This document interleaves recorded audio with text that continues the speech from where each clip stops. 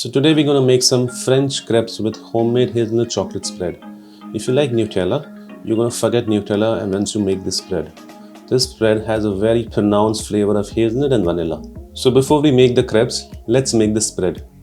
For making the spread, we take some hazelnut and toast them lightly in the oven. I toast my nuts at around 120 degrees centigrade so you get a nice pronounced toasted flavor.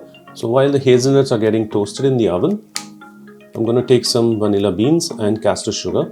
Slit the vanilla bean into half and mix it with the castor sugar. This will give you a nice vanilla flavor into the sugar. Once we have the vanilla sugar, we're going to caramelize the sugar. We're going to do dry caramel here. So we're going to start with a little bit of sugar and put them in the pan and let it melt. Once the sugar melts, we will add a second addition of the sugar so that it melts further. You will have to repeat this process a couple of times till you finish with all the sugar. Just make sure that the sugar does not burn and the sugar is dissolved evenly. Once the sugar is dissolved, continue cooking till you get a nice golden amber color caramel. Take the nuts out of the oven and pour the caramel over the nuts. Let it rest for a while and then we start cracking them. As a chef, you should always try what you're making. Once you bite into this hazelnut nougat, trust me, you won't stop. Once the hazelnut nougat is broken into small pieces, I'm going to add it in the fruit processor to make into a nice paste.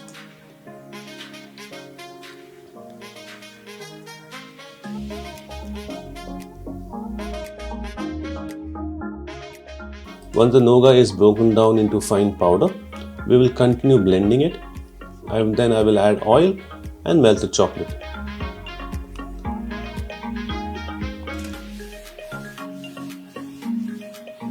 We'll continue blending so that everything comes together to a nice smooth paste.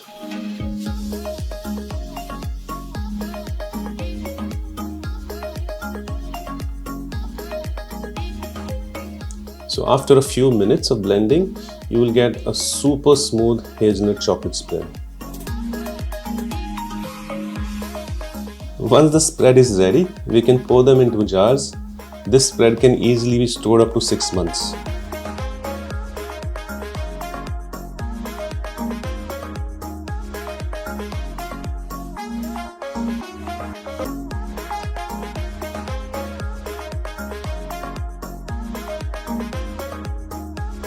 Now that I have my spread ready, let's start making with the French crepes. Similarly, we will slit a vanilla bean, add it to the sugar and mix it.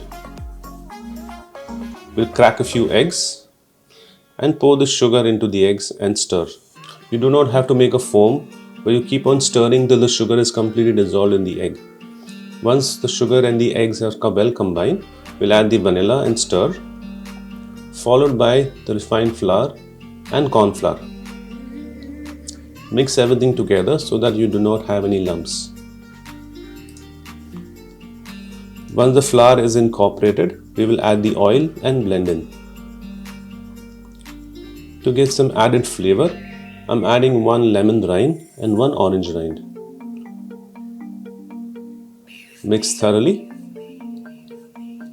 Once all the ingredients are well combined, we will add the milk and stir. If you follow this process, trust me, you will never get any lumps into your batter. Once the pan is nice and hot, we will take a ladle full of this batter and pour over the pan. Return it to the heat and bake it for around 30 seconds or till you get a nice desired golden brown color. Once the crepe is baked on one side with the desired color, we'll flip it over to bake it on the other side. You can bake all the crepes at one go and rest them on the side. Once I have my crepes ready, it's time to assemble them. Lay all your crepes on a tray and take a spoonful of the hazelnut spread that we made and apply it over your crepes. Spread it evenly and sprinkle a generous amount of toasted hazelnut. Fold them over and set it aside on a plate.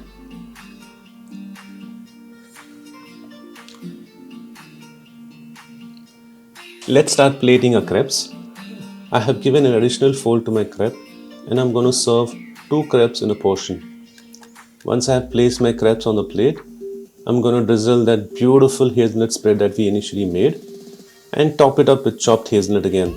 Sprinkle with some icing sugar or powdered sugar and dig into this beauty.